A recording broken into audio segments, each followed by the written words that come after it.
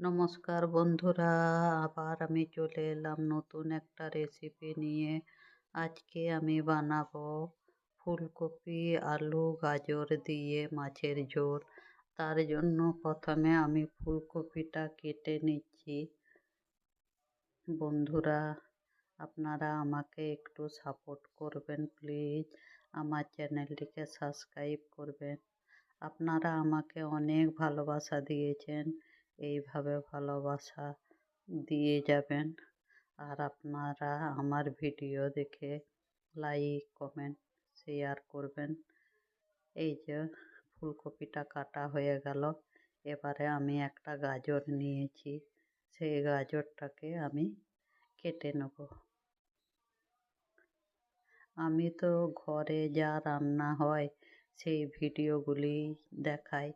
আমি কিন্তু ভিডিও বানানোর জন্য অনেকে যেমন সব ভিডিও করে, আমার কিন্তু সেই রকম নয়। আমি আমার ঘরের খাবারগুলোই তুলে ধরি, আমি যেভাবে করি। আর সেই জন্য আমার চ্যানেলটা রান্নাঘর নাম দিয়েছি, কিন্তু ঠিক আমি রান্না দেখাই, মানে শেখানোর জন্য দেখাই না।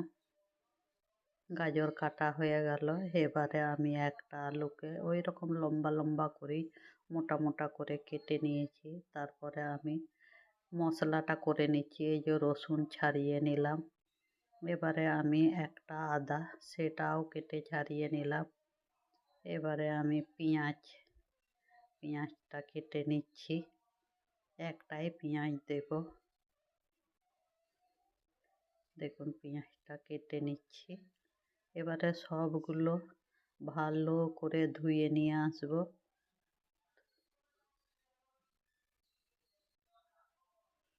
বন্ধুরা, আপনারা কোথা থেকে আমার ভিডিও দেখেন কমেন্ট করে জানাবেন প্লিজ সবাই। সবজিগুলো ধুয়ে নিয়ে এসেছি।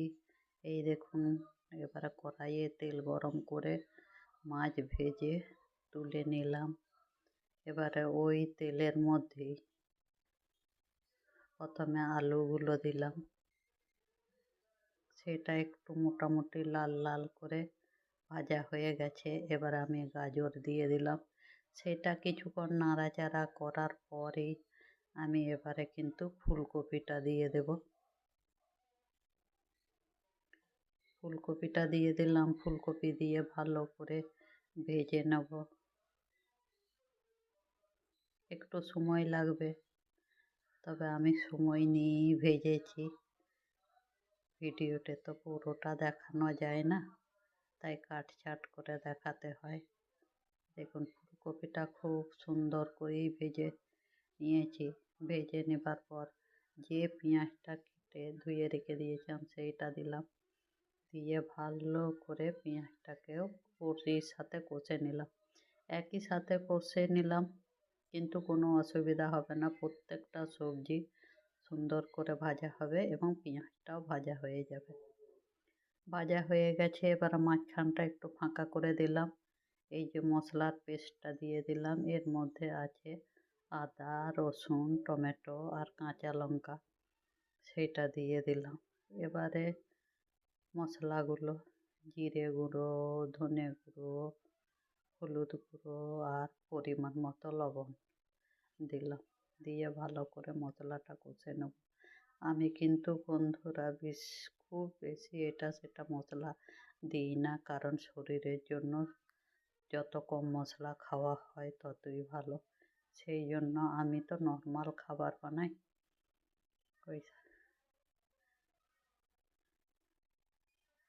খুব ভালো অল্প মশলায় রান্নাটা করি। এবার মশলাটাকে ভালো করে কষে নেব। আর আপনারা প্রায়ই দেখেছেন যে আমি রান্নাতে একেবারেই চিনি দিই না। আমি শরীরের জন্য যেটা ভালো চেষ্টা করি সেইটার উপর দিয়েই রান্না করার। তো জলটা দিয়ে দিলাম, এবারে ভালো করে ঝোলটা নাড়িয়ে নিচ্ছি।